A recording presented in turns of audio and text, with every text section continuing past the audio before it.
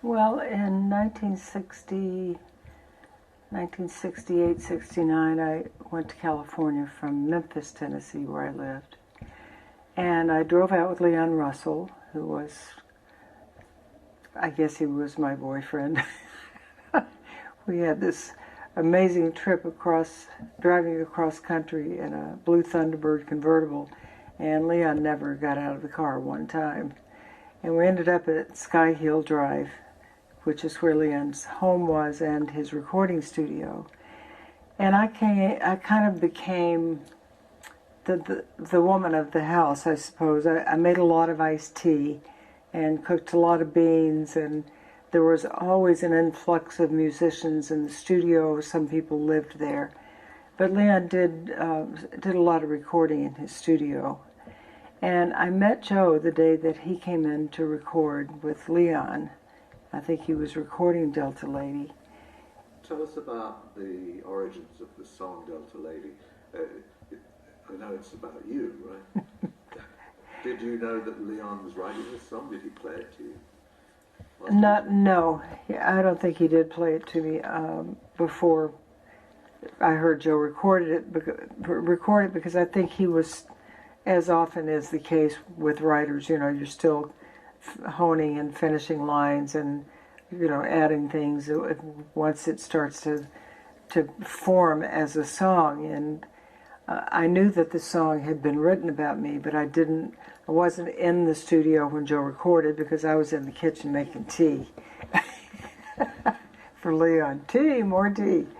And kind of taking care of everybody. And when I did hear the record, when I heard it when it was finished and heard some of the lyrics, some of them are, very flattering. It's beautiful. Everything Leon wrote about me was incredibly beautiful. I just need to say that I never stood wet and naked in the garden. That was something that he probably would like for me to have done, but never did it. Leon's fantasies. No, he had more than those. Leon is a massive talent. Just his history and the music that he grew up listening to and the struggles that he overcame to be a musician and to be in the spotlight, I think were tremendous, because deep inside, Leon always battled with being kind of an introvert and kind of live in seclusion or to be the ringmaster. There was no in between. And the Joe Cocker Tour asked of him to be the ringmaster. And I think that's the reason Leon did it the way he did, because there was no in between. So I think that when he came to Joe and presented him with that was, I think it was in a sense a huge sacrifice for Leon, although it may not appear that way, because for him it meant coming out of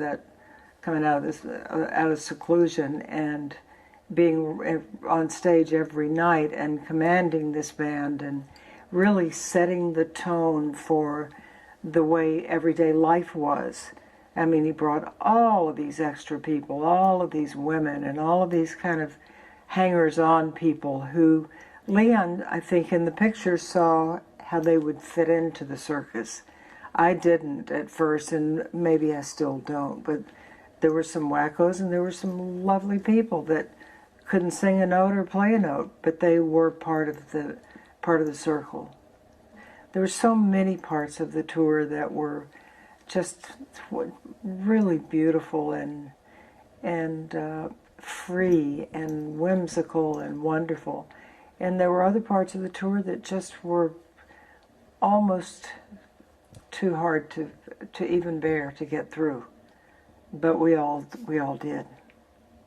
Did you feel like leaving at any stage? Oh, I felt like leaving. Probably after the first 2 weeks, I wanted to leave all the time. I would sit with Joe on the plane a lot of nights, and I would say, Joe, and usually it's when I was trying to step out of the picture, because I had just graduated from college. I just graduated from college and was pretty naive about the world of rock and roll on the level that I was seeing it on the Joe Cocker tour. And I would slip into the seat next to Joe, and we would talk quietly for a minute, and I'd say, Joe, I don't think I can do this anymore.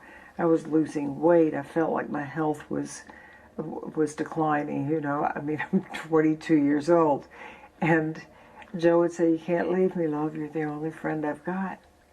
And I really did feel I felt that was really true to him so much of the time.